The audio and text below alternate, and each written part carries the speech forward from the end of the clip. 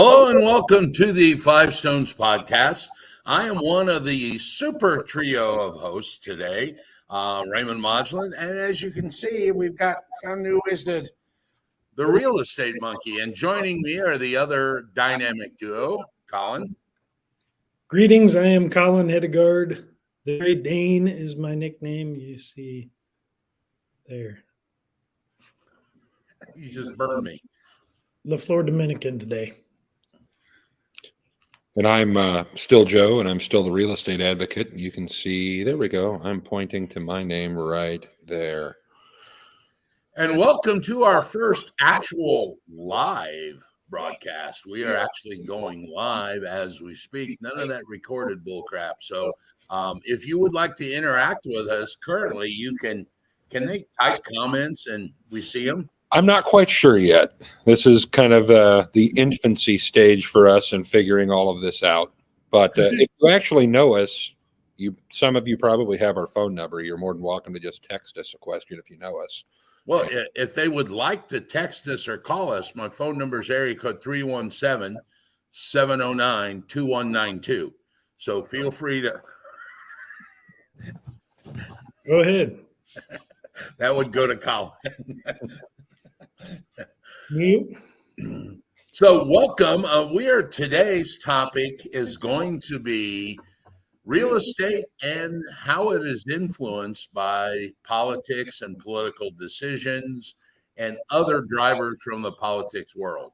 And this is actually a very good topic that Colin is well versed on. He is very well versed, more so than I, in the political realm of this. So, Colin? Well, politics plays a role in the real estate market. It isn't always instantly. In some cases it is, but I follow politics pretty closely. It's an interest of mine. And perhaps we can help people understand how things affect our business and our local business in central Indiana. So what would you say would be the number one, if there is such a thing, political driver that would affect the real estate or the real estate market? Well, I think over the last 20 or 30 years, it has been broad sweeping things like the Community Reinvestment Act and the Dodd-Frank laws of 2010. Those kind of things have a long-standing effect that really doesn't unfold immediately. But, you know, the Community Reinvestment Act was thought to help everyone be able to buy a home, make it easier to buy a home. And I think that, good or bad, that was the result that came from that. I think we saw the rise, Joe was reading earlier, we saw the rise of B paper loans and other creative ways to finance homes for people that weren't traditional home buyers. I think we saw low down payment programs and assistance programs pop up state to state as a result of that over the last couple decades. And we've seen those evolve. But I think 30, 40 years ago, you couldn't really buy a house with $10,000 out of your pocket and buy a $300,000 house. I mean, you used to have to bring 20%. You used to have to be a different type of buyer. We just had a closing where the buyer will actually walk away with $4,500 on a $300,000 house. See, and that's insane in today's day and age. I mean, I think I've shared my story. The first house I ever built was in 2004. I put money down to reserve the lot, built the house, went to closing, and I actually left closing with a check for $7,000. So they paid me to buy this house. So, Colin, you brought up some really good laws and things that have some deep impact on the real estate market. But from a consumer standpoint, the layperson that may not be well versed in, the CRA or anything, or the CFPB, what do you think is the thing that they look at most? Do you think it's the political party in power? I mean, is it easy to say that one party times are good, one party times are bad? I'm going to approach this with as little bias as I can. Okay. I think I think that the intentions are always good. Okay.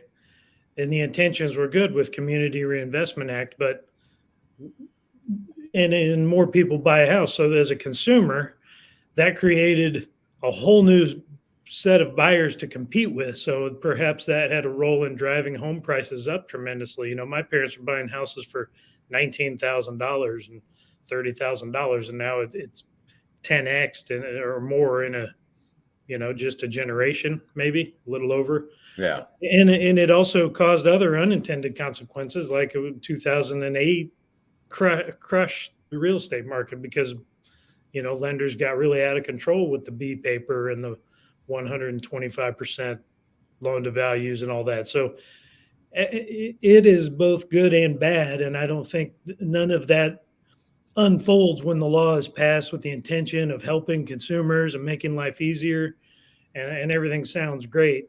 But in the end, 2 generations from now, what is inflation going to destroy everybody's life? I mean, now we're seeing affordability is probably the main problem in the modern day,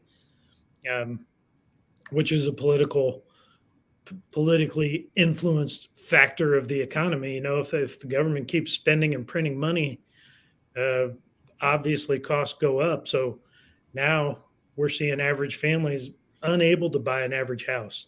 Right. And that's due to inflation, and it isn't us. I mean, we're out here just trying to do our thing, and the government is authorizing trillions of dollars of spending. So I think in the long term, if you're interested in your kids and their kids having the same life as you need to get involved in politics. I think most of America ignores politics. Yeah.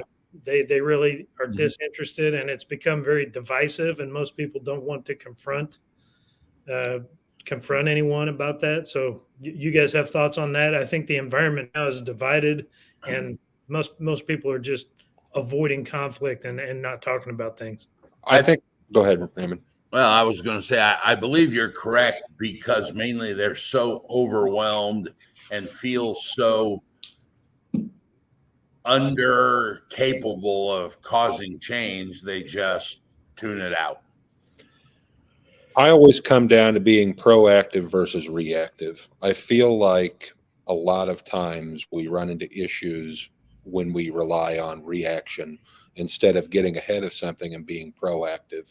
And I think a lot of times it doesn't matter what side of the aisle you are on politically. Our government is mostly reactive. They're reacting to something that's happened.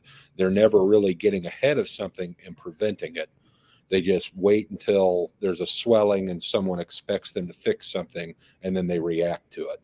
So when we deal with constant reactions to things, we might fix one little problem at that point, but we set off a whole other chain of them because we aren't proactive in thinking about where it goes down the line. And I think that is probably where we run into the most issue governmentally, because it means regulate or deregulate. Something's always changing in reaction to what's going on instead of getting ahead of it and staying ahead of it. And that's what gets us into the situations we're in now, what we were into in 2008. Everything comes to a head because of a reaction.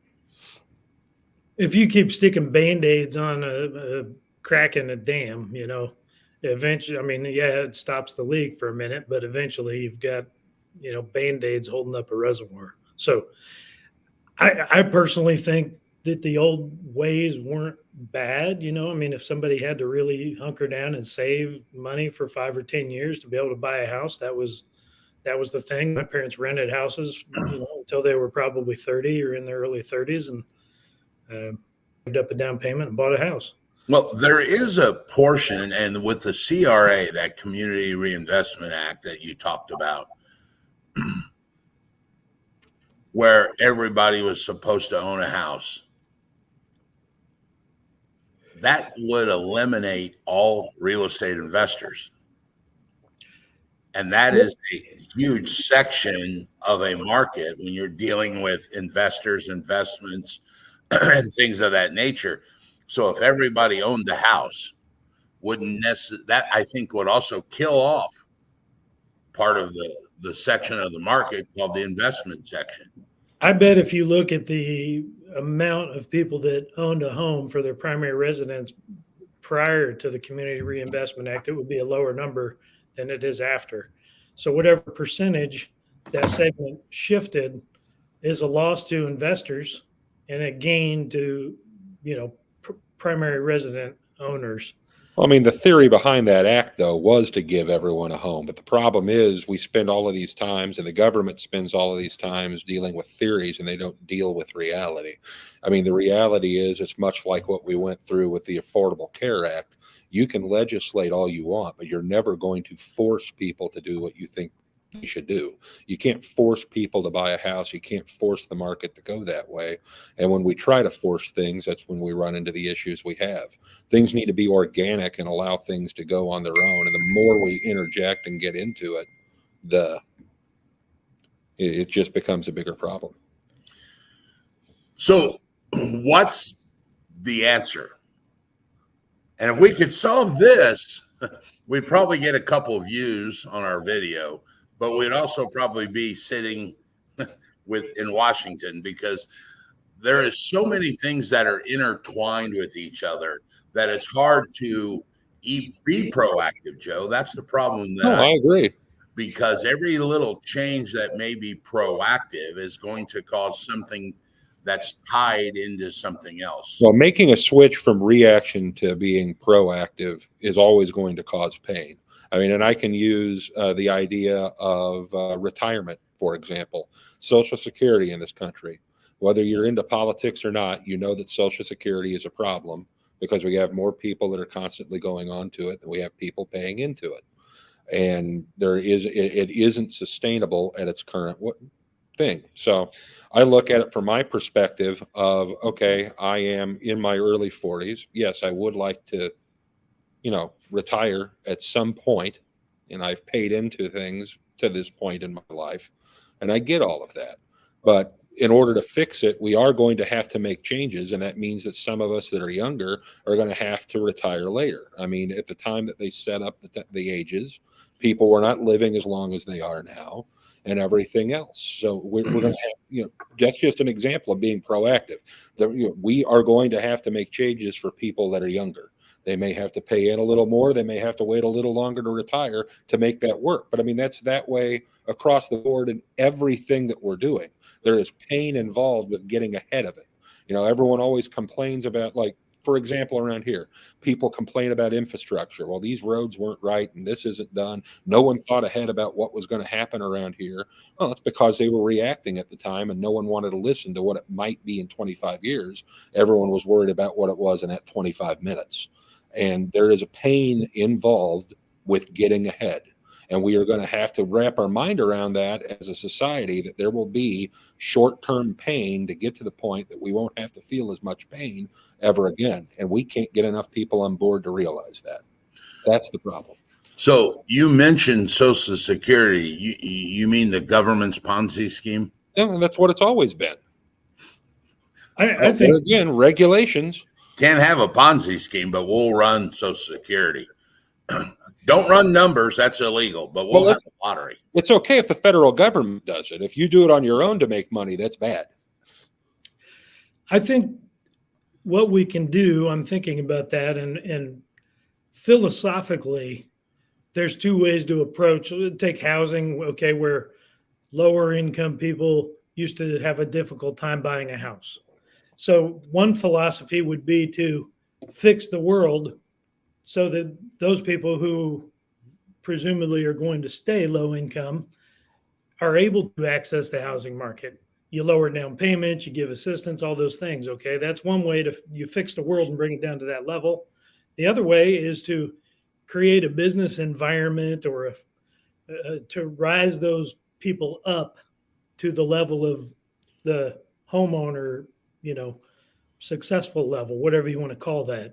So I think those have been the two philosophies politically, where Republicans want to kind of create a business environment where everybody can make money and learn and be free and take advantage of opportunities. And the Democrat Party, I think over the last 40, 50 years, has wanted to fix the world so that everybody can play in the same playground and not improve their, station in life. I think there's also something, and this is where I'm going to get in trouble. I'm going to get in a lot of trouble for this. Someone's going to call me out on it, and that's okay. I'm ready. Let's go. You can't fix every problem. Like, okay, I don't make enough money to drive a Ferrari. That doesn't mean that everyone else has to change the way that they're living so that Joe can have a Ferrari. Sometimes you just can't afford something. Okay, it doesn't matter what you do with regulations. If you don't have the skills for a job that pays you enough to buy $1 million house, you're not going to buy $1 million house. You need to learn. People have got to learn that contentment doesn't come with having things. Contentment comes with not having to worry about the simpler things in life, about where my next meal is. Do I have somewhere to lay my head? Are my kids okay? Things like that. And we get so caught up in stuff that we equate that to importance. And stuff is not important. And it's okay to just not be able to afford something. And it's okay to say, look, I can't afford that. I can't do it. And move on with life.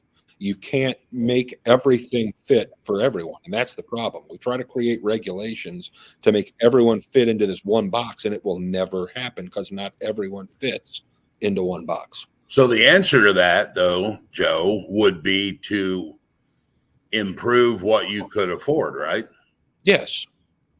Start a small business, work a different job, get more education to get a different, better paying job, which I think is the key.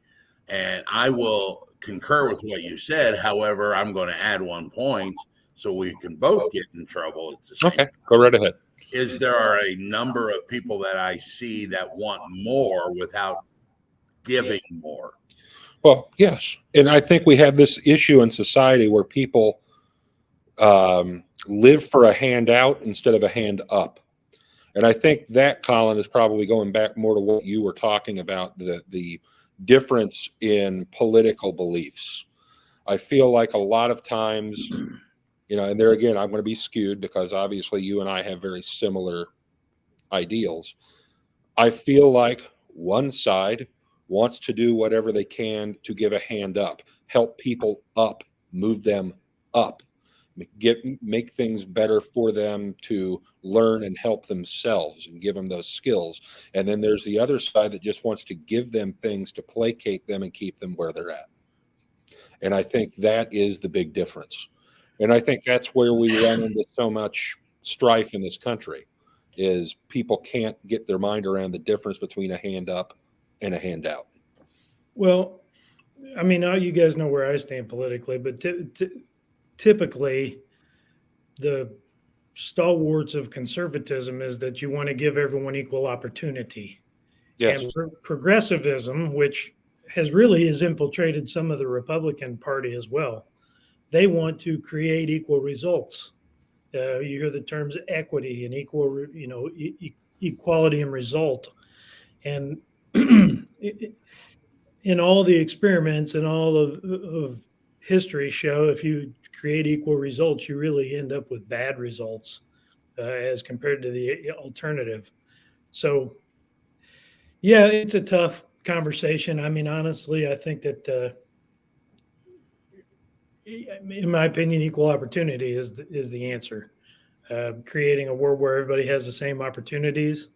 If somebody needs a hand in a difficult time, I think Abraham Lincoln said, we need to take care of the orphans and the widows. That was the safety net at that time, 150 years ago. And that now, now, government feels like they need to take care of everyone. I don't think that's right. I think we're a very gracious society here in the United States. I think we give more money and time and resources probably than any place else in the world by a huge factor. And that would continue. The more money most families have in their pocket, the more they want to help others. I think that's how things would work. But if the government comes in and takes the money and redistributes it, it really it changes the way that you feel about it in your heart, and it also changes the result because you take $10 and then it costs you $3 to cycle it out, and then $2 more at the state level, and you spit out 5 of the 10. So it's inefficient. If I could have just given $10 straight to who I wanted it to have, it would have been a much better result. So I stand on the side of equal opportunity and liberty. And you call me a conservative, whatever, but that's what I really want for people. So, and I think you're right. And I think we've also got to realize, and hopefully more people's eyes are getting open to, politicians are really only trying to do whatever they can do to get voted back in so that they can reelected. They don't care about anything else. They just care about elections. They're not. So we could mention briefly, I know time's going by, but talk about the local level of politics, because those affect real estate too. I was thinking, do you remember it was maybe a decade ago that the city and the state were pouring tons of money to redevelop sections of downtown? Yep. When hey, it's cool to live downtown, come downtown. And I really haven't looked into how those houses on Pennsylvania and Delaware and all those things where they were tearing down houses and rebuilding, hundreds of thousands of dollars of, postmodern looking type of houses and trying to rebuild those communities. But they diverted millions and tens of millions of local tax money to invest in a couple of neighborhoods. And well, if you want to talk about I don't think that's particularly right either. But when you're spending other people's money, it's very easy to write checks. It's very easy to, and who's going to be against redeveloping a crap neighborhood or a rough area? Nobody. You can't come out against it without being vilified. But the truth is, okay, why'd you pick that neighborhood? Because there's 8,000 rough neighborhoods in Indiana. Well, and here's the problem. I mean, I think it started out great, and I think there was a lot of things that were good from that. But when you don't fix any of the root issues that caused it to go into blight, you just end up sinking a bunch of money into making it really nice blight instead of taking care of some of the other things. I mean, when we don't do anything to fix crime or anything else, all of that just gets flushed. Wouldn't that again lead to Joe's point about reacting rather than being proactive to fix the issue with why that neighborhood became blighted in the first place? Rather than reacting to a bunch of vacant homes and, let's dump a bunch of money in. If we don't fix the actual neighborhood, 10 years from now or 20, they may potentially be right back to where they were because we didn't fix the root problem. We fixed the systemic issue as the result. When my family first moved here from India, we were 10 years ago or so, we were driving from downtown. And as you drive down 65 south, from downtown, the first thing you see is all the gigantic houses from the turn of the century, right? Mm-hmm. Which don't have garages, and they're enormous houses, and they have maybe 1 or 2 bathrooms in the original plan, if not outhouses, whatever. And then you move into the early 1900s, and there was, a different style of house. And then you see post World War II bungalows and the things that soldiers were coming back and buying houses with the, you can almost see a timeline of the decades as you head south. And I think part of that factor is also the issue of time and technology and modernization. So those houses that were on Pennsylvania are 125 years old. They're big, awkward. They don't have garages. They're close to downtown, but they weren't modern houses. So people migrated to suburbs, not because of trying to get away from downtown. Many people still work downtown 10 and 20 years ago, but they wanted a more modern house. Maybe they wanted a bigger yard. Maybe they didn't want 8 million cars driving through their front yard 10 feet from the front door so their kids can play outside. Whatever it is, the natural progression of houses and technology has driven people to want newer and different style of homes, and those were left behind over the decades. And of course, they go in disrepair. And who can afford that? But maybe a low income renter or whatever. But then you put into the regulation side of things, where we put more importance on whether this house is old than whether it is livable for someone. Oh, well, I want to renovate this house and make it more modern. Oh, you can't do that. You got to have windows from 1837 because that's when it was built. Well, I'm glad that you find it important that you look at something historical.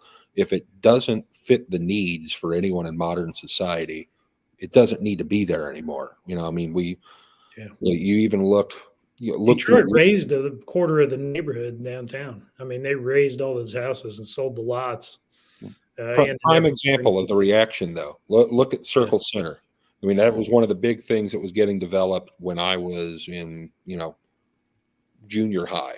Okay. Prior to that, everyone hung out at Union Station. Then they created the Circle Center Mall and did all of that redevelopment. It was beautiful. And for the first 15 years, it was great. It was getting used like crazy. And now it's turned into a bubbling cesspool that is going to get redeveloped again. And they're going to redevelop it, and it'll probably be good for 10 or 15 years. It'll end up right back to where it is now because we aren't doing anything to fix the real issues. We are reacting to something to clean it up for now. It'll be popular for a little bit, and then someone will move on, and that'll be that again. Because we don't fix anything, we just react. Well, that's a good point, and we are getting close to our timeline. So with that, I'm going to ask both of you if you've got a final closing argument, if you will. So Colin, we'll go to you first, and so we can wrap this up.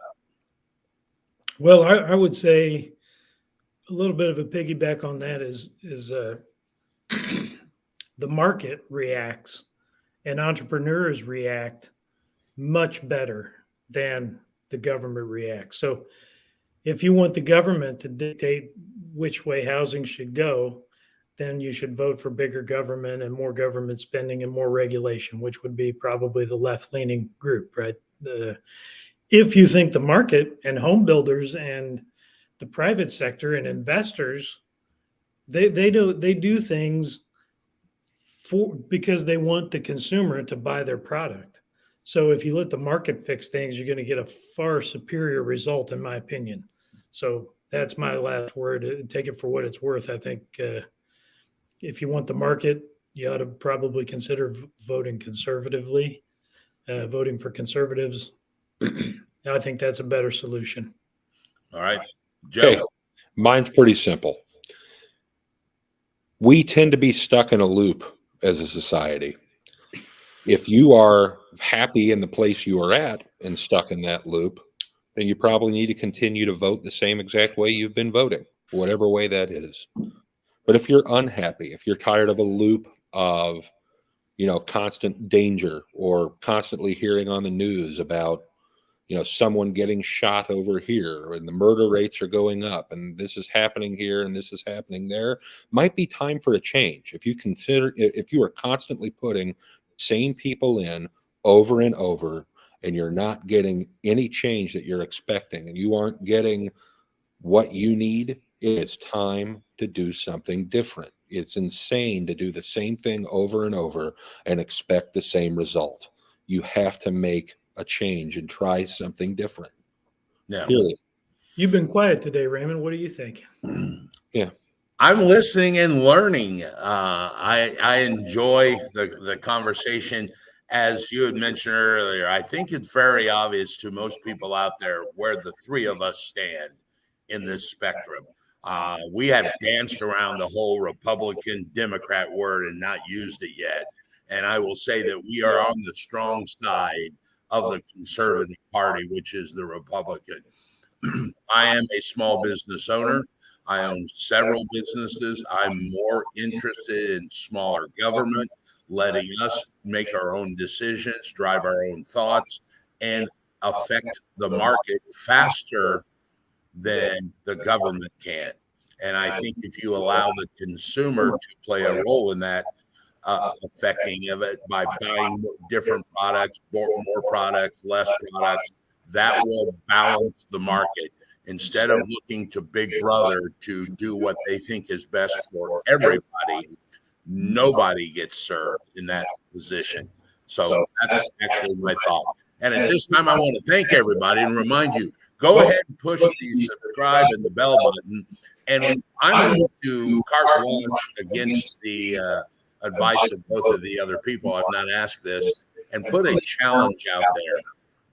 If there's somebody out there listening and you want to hide behind your keyboard and make nice comments to us, which we get all the time, I would like to extend the challenge for you to come on the show with us and let's have a discussion. And we can all be friends and still have different viewpoints. So don't feel like if you come on the show with something different that the three of us are going to gang up on you and beat you up. That is not the intent. The intent is we'd like to hear another point of view. Unfortunately, or fortunately for us, we all three view the same kind of direction, which is actually why we're probably friends and hang out a lot. If you have a different view, put a comment in there or reach out to Joe and come on the show with us and let's have a discussion. Other than that, gentlemen, I thank you very much. Have a good day. Joe? Yeah, I want to sum everything up with just one word. And we saw this in some of our shorts. I believe the one word is I think that's what our commander-in-chief said. So I will just repeat that for everyone. And President. Yes. Thank you very much. And all you guys out there, have a good day. See ya. Bye, guys.